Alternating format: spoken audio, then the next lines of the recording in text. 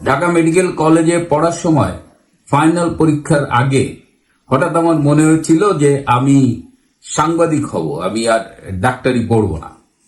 তো তখন আমার এক বন্ধু ফারুক আহমেদ, ঢাকা কলেজ ছাত্রলীগের নেতা ছিল, সে একটা পত্রিকার ডিক্লারেশন পেয়েছে, সাপ্তাহিক উত্তর দক্ষিণ। প্রথম সংখ্যা বেরিয়ে গেছে, সেকেন্ড ইস্যু থেকে আমি জয়েন করলাম। আমি ওর কাভার স্টোরি লিখবো এবং আরো অনেক কিছু দেখবো।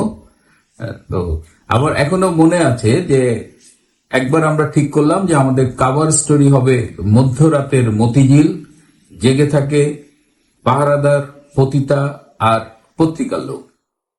তো এই স্টোরিটা করার আগে আমি আমার মেডিকেল কলেজের বন্ধু ডাক্তার আশিস কাজরি আর আরেকজন, আমরা তিনজন সারা রাত মতিঝিলে ছিলাম।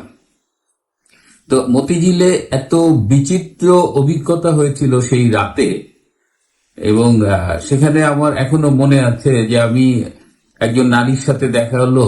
শি ওয়াজ প্রেগনেন্ট, 8 মাসের গর্ভবতী এক নারী।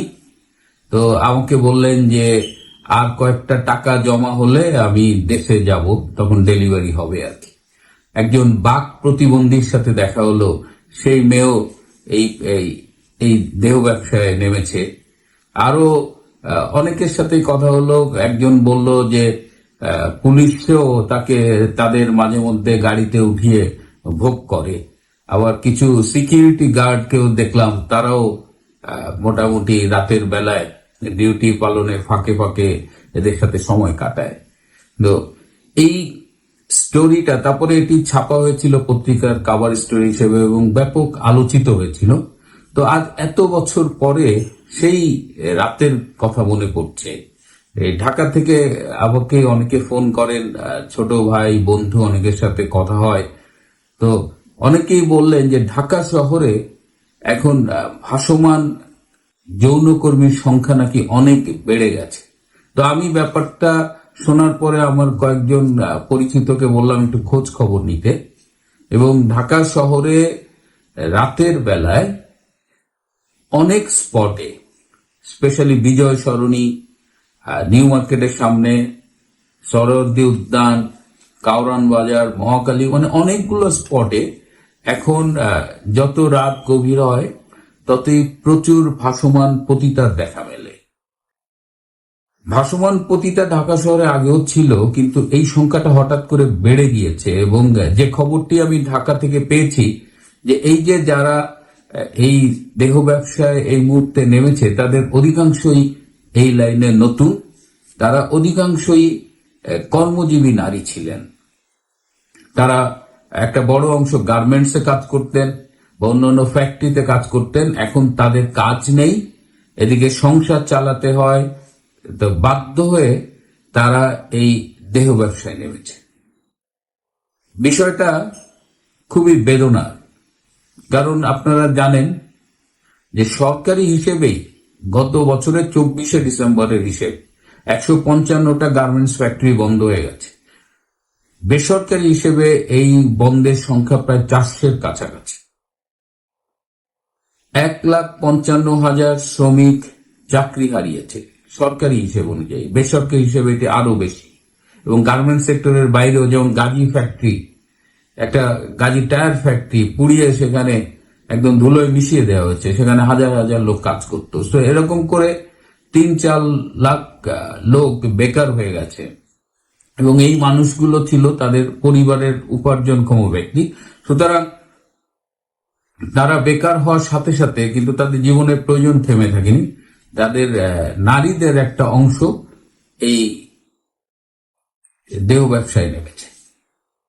অথচ বাংলাদেশে এখন আমরা একজন খ্যাতনামা নোবেল বিজয়ী অর্থনীতিবিদ, আমাদের প্রধান উপদেষ্টা, তিনি সারা পৃথিবীতে 3-0 প্রমোট করেন। 3-0: zero poverty, zero unemployment and zero net carbon emission. তার মানে তিনি তার সোশ্যাল বিজনেসের মাধ্যমে পৃথিবীতে দারিদ্র্যকে শূন্যর কোঠায় নিয়ে আসবেন, বেকারত্বকে শূন্যের কোঠায় নিয়ে আসবেন।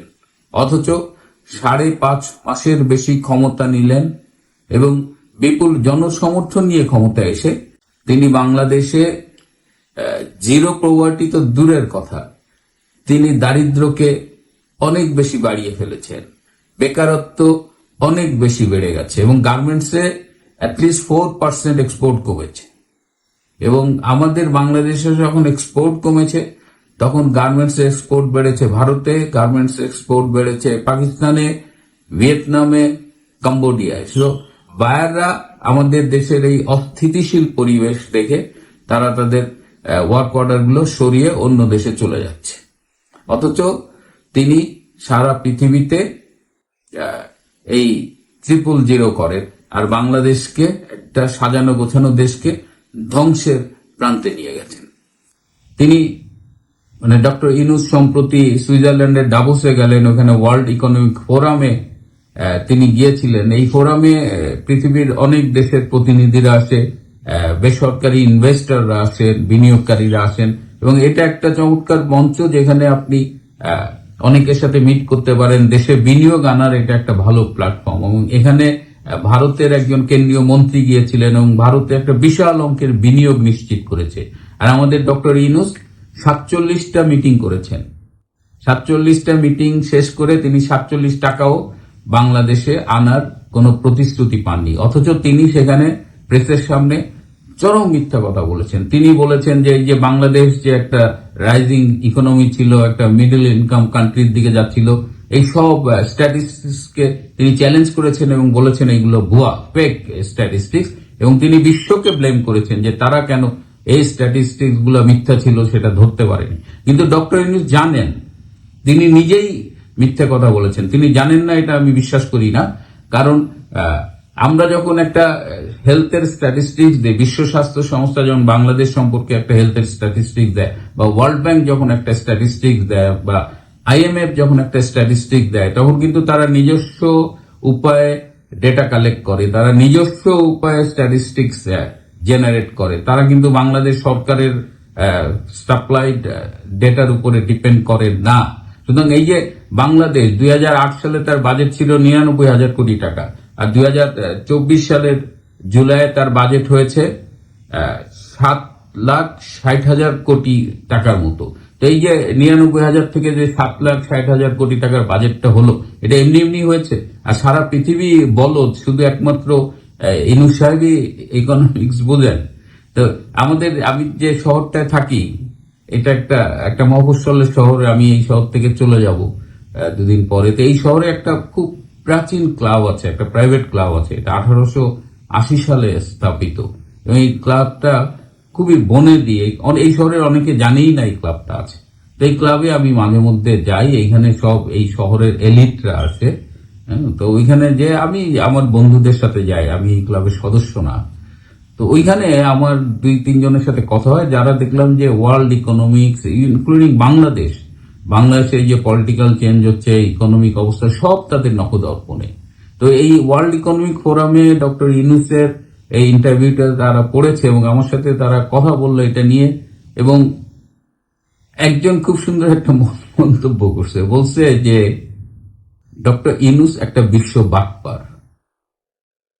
আমার উপমাটা পছন্দ হয়েছে, মানে হি ইজ এ লায়ার। এবং উনি ওই ধরাকে সরা জ্ঞান করে এখন আর কি, এবং মনে করে উনি যা বলে ওইটাই সারা পৃথিবী বিশ্বাস করে। ওনার ধারণা নাই যে সারা পৃথিবী উনি বললেই বিশ্বাস করে না। পৃথিবীর স্পেশালি এইসব ডেভেলপ কান্ট্রিজের একটা নিজস্ব ফিল্ট্রেশন মেকানিজম আছে, তারা তাদের মতো করেই ইনফরমেশন গুলো পায়, তাদের মতো করে ইনফরমেশন গুলো বিশ্বাস করে। কিন্তু ডক্টর ইউনূস নির্লজ্জের মতো হয়ে গেছে। দেশে কি ভয়াবহ অবস্থা দেখেন, আমাদের শ্রমিক অসন্তোষ বাড়তেছে, কারণ চাকরি নাই, প্রোডাকশন নাই, ডলারের এত হাই প্রাইস, এখন ব্যাংকে এলসি খুলতে গেলে পাওয়া যায় না। তারপরে র ম্যাটেরিয়াল যে ইম্পোর্ট করবেন সেটার কস্ট বেড়ে গেছে। বিদ্যুৎ সরবরাহটা আগের মতো আর নাই, এটা খুবই বিঘ্নিত হচ্ছে। গ্যাস সাপ্লাই বিঘ্নিত হচ্ছে। তো এরকম একটা অবস্থায় রাজনৈতিক অস্থিতিশীলতার মধ্যে doctor Yunus has completely failed. এবং তিনি যে ফেল করছেন, বাংলাদেশে যে জঙ্গি এবং সন্ত্রাসবাদের একটা উত্থান ঘটতেছে, এই খবর কিন্তু পৃথিবীর আনাচে কানাচে পৌঁছে গেছে। অথচ ডক্টর ইউনূস এখনো ক্রমাগত মিথ্যে বলে যাচ্ছে। আর যে নারীর এম্পাওয়ারমেন্ট নিয়ে আমরা গর্ববোধ করতাম, আমার যে নারীরা সকাল হলেই দেখা যেত, ঢাকা শহরের খুব পরিচিত বা টঙ্গী গাজীপুরে পরিচিত দৃশ্য ছিল যে তারা সারিবদ্ধভাবে কাজে যাচ্ছে, আবার বিকেলে তারা সারিবদ্ধভাবে কাজে ফিরছে। সেই সারিবদ্ধ তরুণীদের অনেকেই আজ বাধ্য হয়ে এই যৌন ব্যবসার মতো একটা পেশা বেছে নিয়ে তারা রাস্তায় নেমেছে। এই লজ্জা, এটি তো আমাদের সামগ্রিক লজ্জা। ডক্টর ইউনূস জগদ্দল পাথরের মতো এই বাংলাদেশের বুকে চেপে বসে আছে, এবং যতদিন তাকে আমরা সরাতে না পারবো ততদিন আমাদের ভোগান্তি বাড়তেই থাকবে।